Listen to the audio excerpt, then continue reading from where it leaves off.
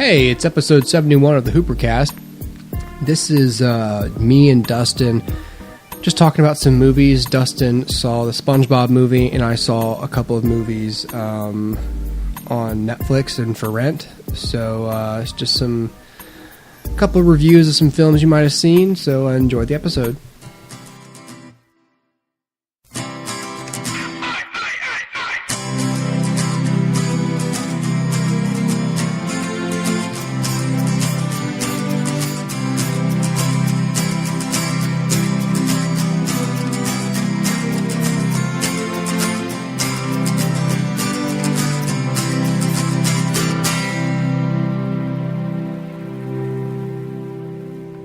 Hey guys, how's your day going? I don't care. Let's move on. Hi Dustin, how's your day going?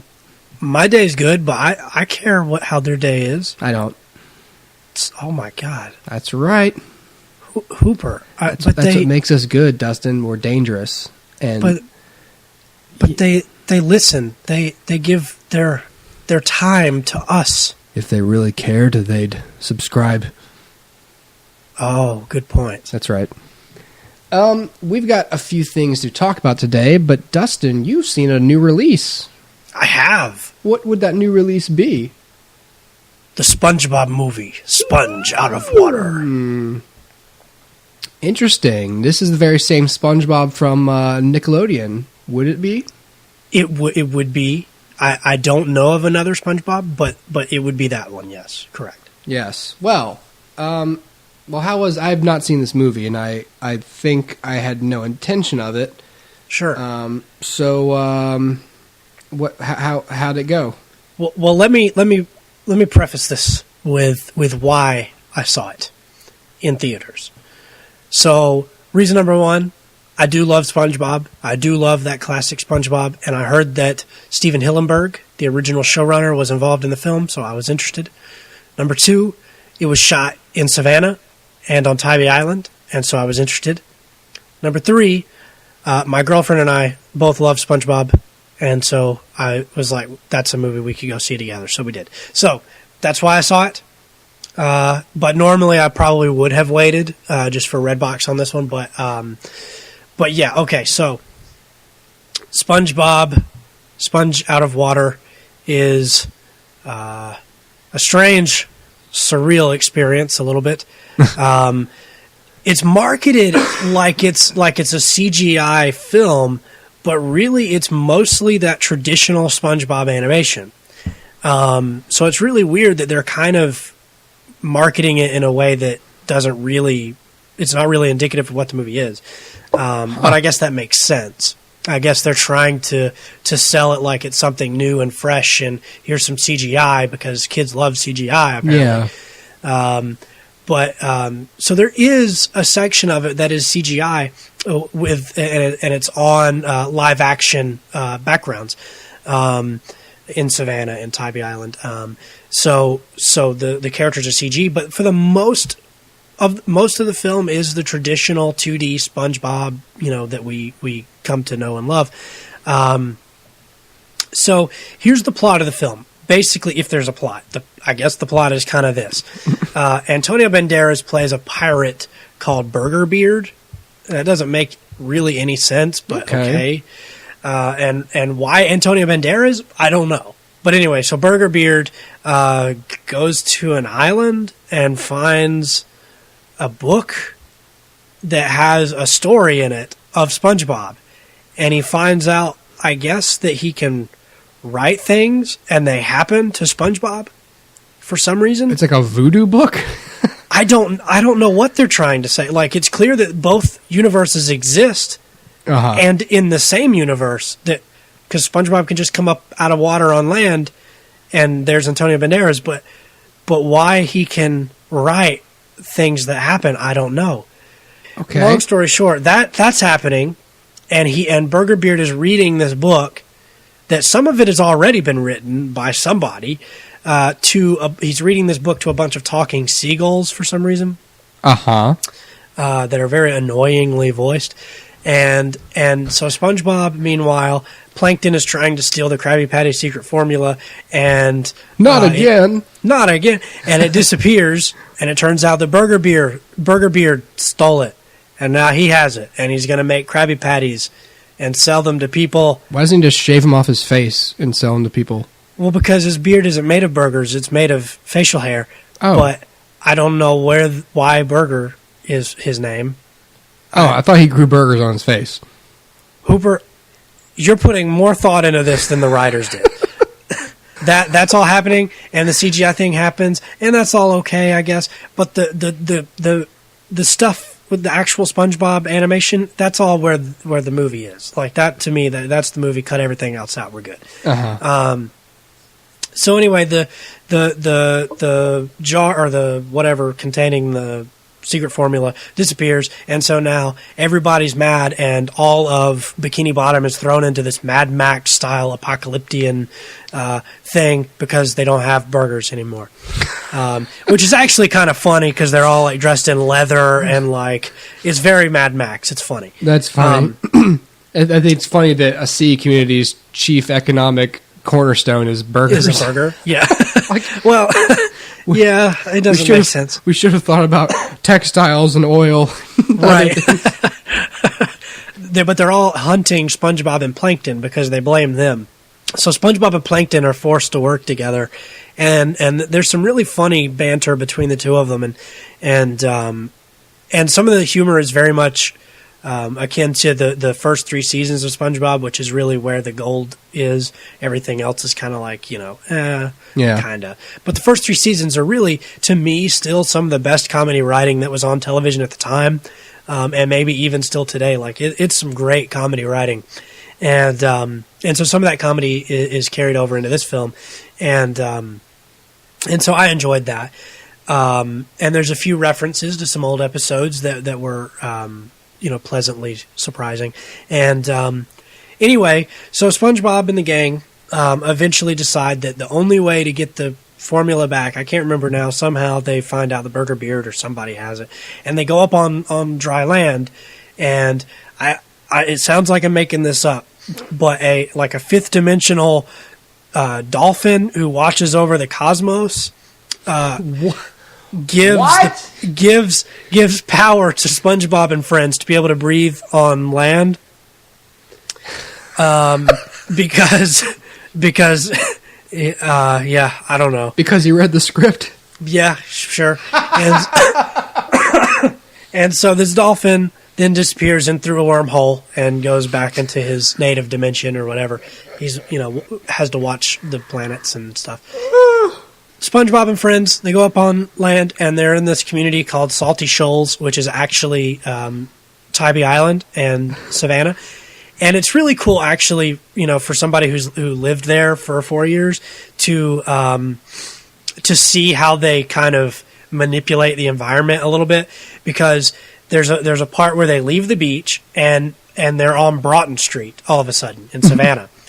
And there's a shot, literally. So this is going to really mean nothing to the listeners who didn't go to Savannah or didn't go to SCAD or whatever. But for you, Hooper, listen to this. Yeah. All right. So you're on Broughton Street. You're on the corner there, I guess, of Abercorn. And so to your right is the Trustees Theater, and right in front of you is the Lucas Theater. Uh-huh. Right behind the Lucas, there's the square. I don't remember what the name of that square is, but there's a square there. In the movie, they've composited all of that out, and that's the beach. So literally, Whoa. Lucas Theater is on the beach. On the beachfront?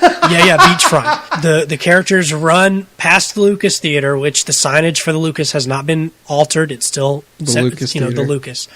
And they're on Broughton Street, and they run up and down Broughton Street in directions that for a Savannah person would make no sense, but okay, it's a movie, whatever.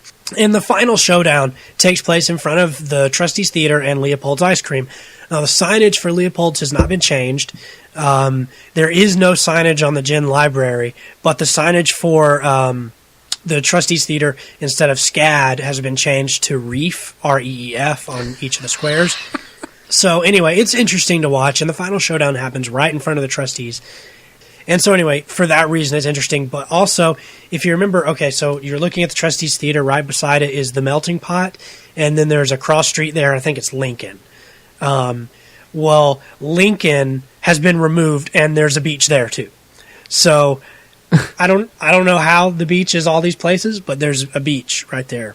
And so anyway, it's very interesting just from that aspect, and I think that SCAD people will really get a kick out of the last part of the movie just for that reason. The climax of the film sees SpongeBob find one of the pieces of paper from the notebook, so he writes that he and his friends have superpowers. So now they get to do this Avengers-style fight sequence in the middle of Savannah. It's really strange and doesn't make a lot of sense, and to me that kind of is where the movie kind of falls apart. But all of the animated stuff, all of that traditional SpongeBob stuff is really, really funny and really cool. Now, I don't think that they used the film medium to the fullest. Yeah, that's what I was going to ask. I mean, it seems. I mean, I know it's for kids and stuff, but that really doesn't excuse a lack of. I don't know, of thought. Yeah, just a thought. It's like, oh, it's for kids, so who cares? It's like, well, but But who do you think's paying for the tickets? You know, they're going to be adults seeing this too. Exactly. Now, don't get me wrong. The movie's funny. The movie is sort of like a big episode. Yeah. But that's what I mean, is that in a movie, you have the ability to kind of take your characters on an arc that you don't have in a TV show, which is 2 11-minute shorts slammed together into 22 minutes. Yeah, broken up by a lot of commercials for toys. Exactly. So in a movie, you have this really cool opportunity to do character growth. And they kind of did that with the first SpongeBob movie. I don't know if you ever saw that one, Hooper. Mm-hmm. But it was all about SpongeBob kind of accepting his childishness. And everyone's kind of down on him through the whole movie, like, you're too young, you can't do stuff. And he's like, no, I can still do stuff, even though I'm a kid and I'm goofy, but I can do stuff. And which was a cool sort of character growth kind of moment. But this film didn't really have any growth. So for that reason, you know, the film buff in me didn't really care for it. But the SpongeBob fan in me did like some of the, you know, that traditional stuff. I will say this, too. The CG characters, before they get their superpowers and get all buff and weird, the CG characters are really, really, really charming. The designs, I mean, they translate really well into 3D, and I wouldn't have thought they would, but they do. And it's very, very fun to watch. Very well animated and just charming and funny and fun. How's the voice acting? About what you'd expect from the TV show.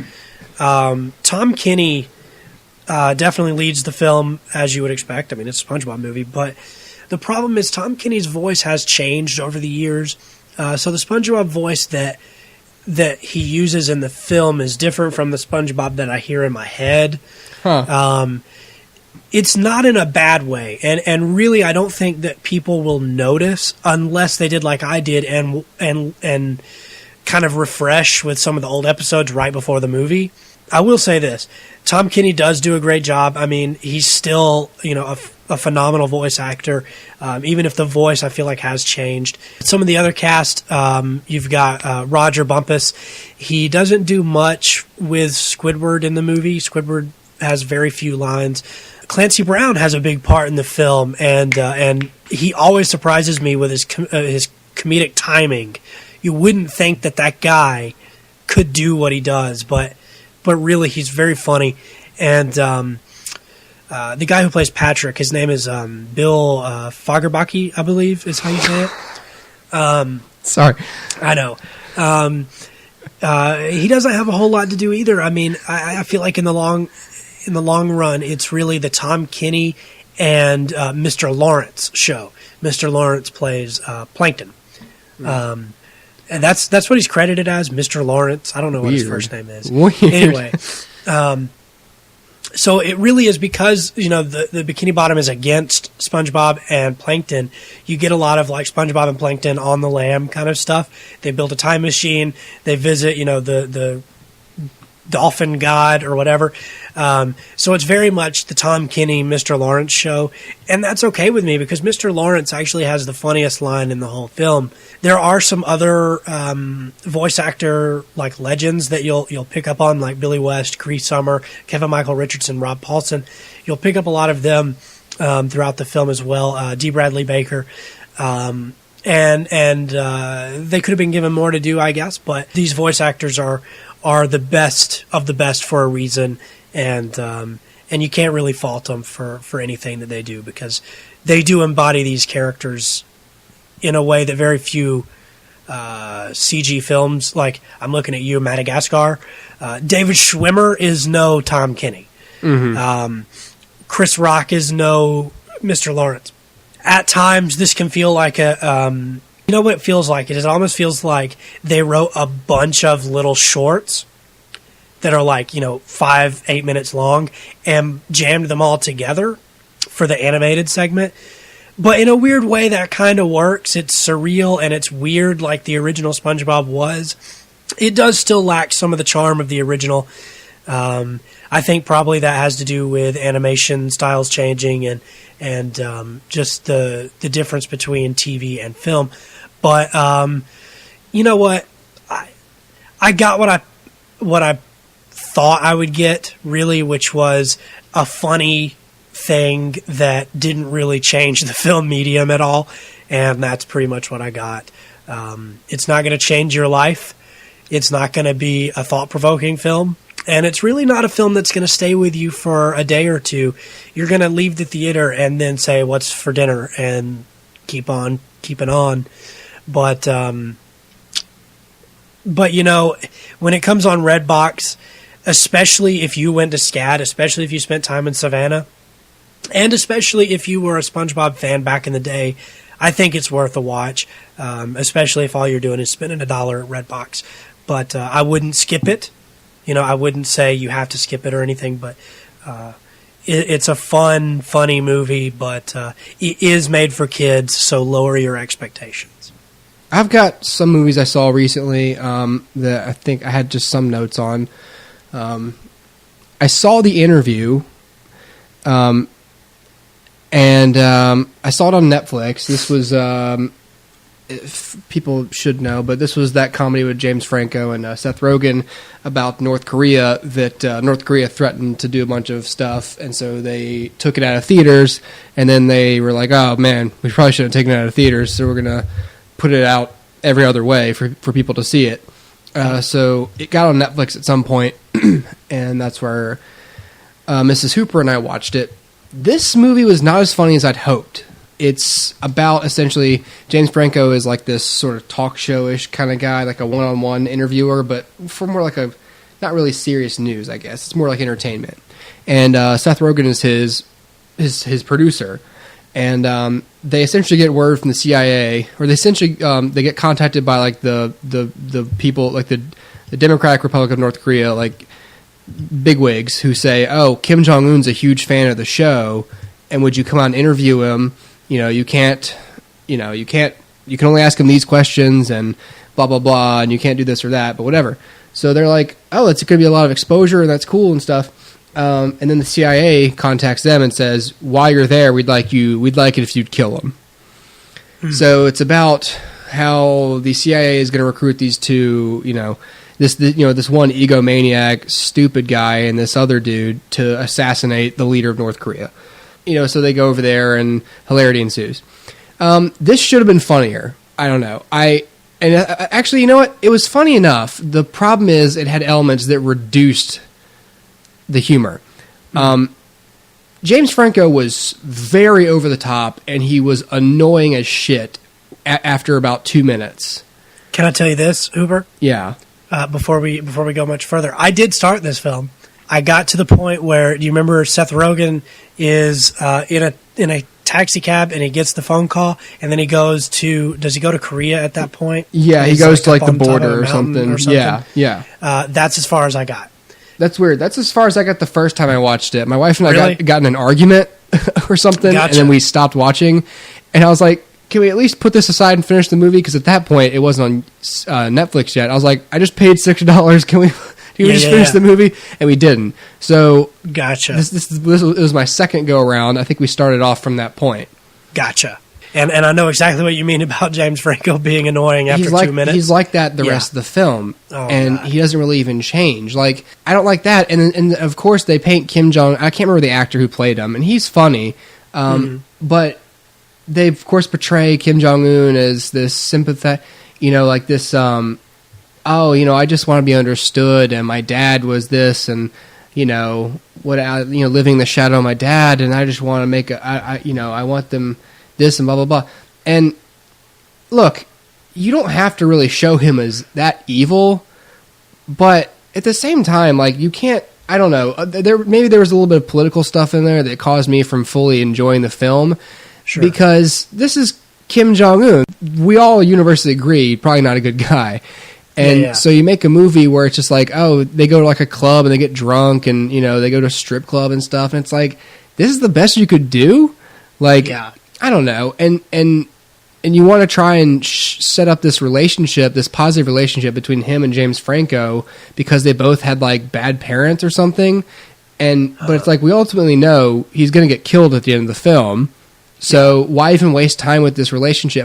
The whole time I was like, this doesn't mean anything. This doesn't mean anything. And I know it's a comedy, but there should still be some sort of, Now, Seth Rogen was funny, as he always is, because he is the consummate straight man. I like him as a straight man. He's funny. Yeah, I do too. He's the voice of the audience, I think, where, no, that wouldn't work. That's stupid, or you're an idiot, or you're this or this. Like, take James Franco down a peg. But James Franco was just so one-dimensional and grating and annoying. There'd be a couple times where, like, they came up with, little like, things, and where there was some subtlety, he was funny, but most of the time he's just going like, say what? Or, oh, nuh-uh, or stuff like that. And you're like, are you serious? Like, you're an actor. You're supposed to be an actor. Like, some subtlety, So I don't know whether, Seth Rogen and Evan Goldberg directed the film. So I don't know if it's because they're first time, I believe they're first time directors for this. They've been producers and writers, but I think this is the first one they've directed. And I don't know if it was just them not really being able to rein in James Franco because they're friends or something, or what, or if that was their intent. Either way, I don't care. It didn't really work for me. Sure.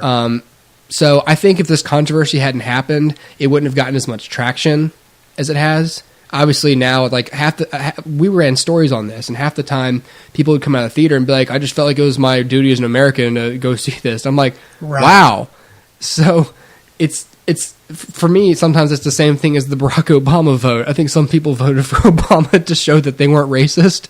Like, hey man, I'm not racist. I voted for the black president. It's like, hey man, I'm an American. I went and saw the interview after North Korea told us we couldn't see it. It's like, all right. And which is why I thought for a while that the threats or whatever was just a hoax to get more publicity for the film. I honestly, for a while, I figured that was a distinct possibility. Sure. The Sony leak and everything. I thought there was a good chance it was all cooked. I'm not really a conspiracy theorist, but I thought, look, somewhere in a room, someone's going, look, I know this sucks, but admit this is helping some of our projects get exposure, get free press. So this isn't all negative. And I know for a fact that goes on. Yeah. So this would not have gone as far if Kim Jong-un saying, don't show that shit, was the best thing that could have happened in this film. Because then a bunch of people went, oh yeah? Tell me what to do, huh? Well, I'm not one of your people. And they saw it. And the people who are laughing the most about it are Seth Rogen and Evan Goldberg. Yep. So I guess it's worth a rant. I expected more, and I didn't expect as much bottom shelf laugh grabs that I saw in this film. Sure. So it's okay, and I'm sure it's better if you see it with I don't know. I just didn't think it was that funny. Yeah. No, I'll tell you. As a whole.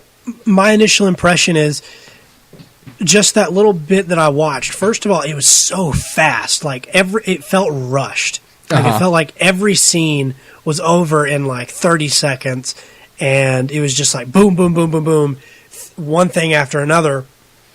And I don't really have a problem with quickness as long as it's cutting out fat. But at a certain point, it feels rushed, and I felt like they were rushing to meet like a 90-minute runtime when the film probably should have been 2 hours or whatever. And so I felt like that was one thing that turned me off. The other thing was the James Franco character doing his dumb voices and weird faces. Plus, after having watched just that much, I felt like if I watch this from here on out, it's not to see the film, it's to stick it to North Korea. And I was just like, you know what? What's the point even? It's on Netflix. There's a lot of people watching it. Who cares? And I turned it off. Right. I mean, there are other ways to show your independence from a North Korean dictator. Exactly. You know, like just living in America does that. Yeah. Or, choosing what you want to eat that day or how many kids you want to have. So yeah, pretty much. I don't know. So whatever. So yeah, no, I can see where you're coming from on that. I don't know. It's just some people were like, "Oh, it's great. It's super funny." And I'm just like, I guarantee you're going to remember it as being much funnier than it really was. And sure. I've reached a point where it's just it's not that I don't get the jokes or I don't have a sense of humor. It needs to work as a whole and it needs to stand out. Like it's perfect. Mm-hmm. It's acceptable as a comedy film, but it doesn't stand out to me.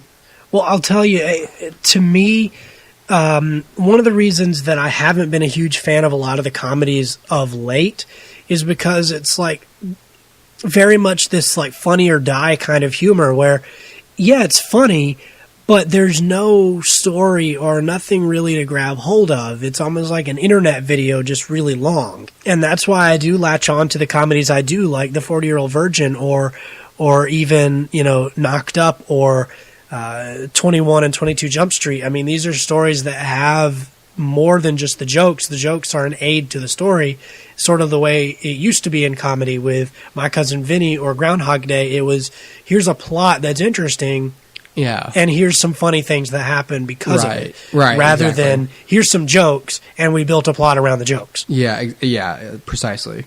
So, the other thing I saw, which I talked about back in the Best Ofs episode, but I didn't really talk about my thoughts on it. I don't think I'll just be quick with this one. I saw Transcendence a while ago, but I wanted to say a little bit more about it than I did in that episode. I think what I did mention was that it's not as bad as everyone said it was. Mm-hmm. This movie isn't really as much about some scientists who are trying, like a dead scientist and his wife who can't. I mean, that's the human story. She can't let go of him. Sure. What it's really about is this asshole anti-tech cult who spend the whole movie trying to stop Johnny Depp from literally healing the planet with nanobots because they fear like a limitless, untapped power of a computer, in quotes. Sure. I mean, I'm going to go and there's nothing really to spoil, but I think the only lingering question of the whole trailer, at least, was, was it really him or is it just his consciousness in the hands of a machine? I think they pretty much imply or even come out and say, if I remember correctly, that it really is him, which I don't really know how you explain that, but or if effectively, how like with the Prestige, it's like every one of those clones effectively is him because it has his memories and his motivations and everything exactly copied. So it's not the same body, but it's technically the exact same guy. Sure. So I guess it's sort of like that, if you use that logic. If you really did upload everything about him into a machine, it pretty much is him. Yeah, sure. So there's obviously something, but the whole plot of the film is basically Johnny Depp just, he has these nanobots and he's got these followers he can upload himself into if he wants to talk to other people or whatever, into the cloud or whatever. But they actually heal people, like with injuries and whatever, blind people. And so all I'm seeing is positives. Yeah. And this cult's like, no technology. And like they're unplugging shit and they get like this big thing involved and stop him. And I'm like, what are you doing? Like, he's literally healing everyone at minimal cost. Yeah. I don't see what the problem is. And then it's just like, fight the power. And like it ends. I'm like, are you serious? This is the best thing for everybody. It's not a metaphor for like, look at religion keeping science down, is it? No, it's okay. It's like it's just he's just he's just this computer tech dude. He gets shot at the beginning of the film in like the stomach or something, but they lined the bullet with like something else that poisoned and killed him. So his wife can't let go of him or whatever, and they're already working on this project to make a smarter computer, and so they somehow upload, I don't know if they put a USB port in his butthole or something, but they just upload him over a course of days to this computer, just information, and I don't know, that kind of stuff you sort of just ignore if you're a screenwriter. And, Sure. you know, he dies at one point, and then after a while it's just like, Evelyn, you know, and there it is, and then there's his face on these screens, and then after a while with the nanobots and all this other stuff that happens in the plot, then at some point he's like a walking, talking dude, and you're like, what?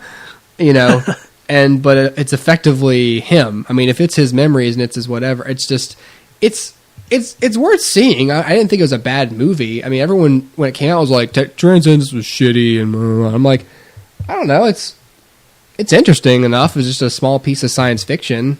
I mean, Yeah. I don't think it's a time waster. I thought it was Sure. interesting enough.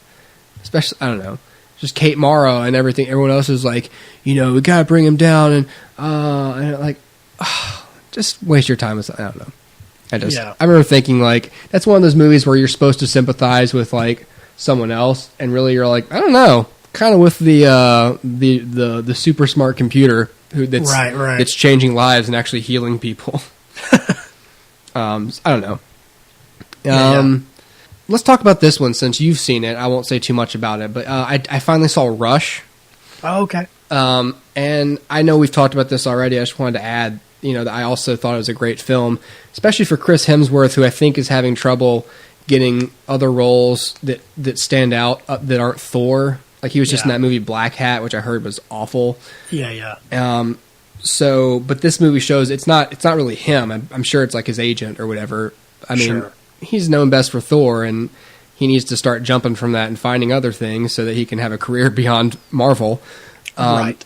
And this is one of those films that showcases like he's a charismatic dude who can do other things, and it's a great film and just about rivalry and, you know, these two people who pushed one another and ultimately had differing views on what success is.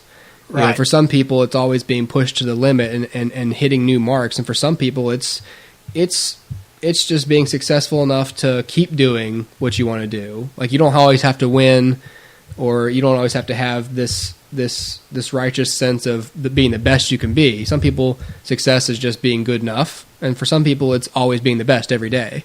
Yeah. You know, and it had an interesting point, I thought. You know, other than just being a film about... It's not even a film about racing. It involves it, but that's not the plot. I like that. Yeah. You know, it was good. So Yeah, I agree. Yeah.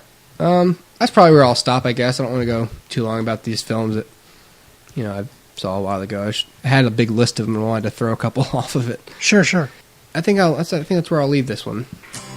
All right. Yeah, all right. Well, sounds good to me. We'll see you guys later. Next time we'll talk about stuff.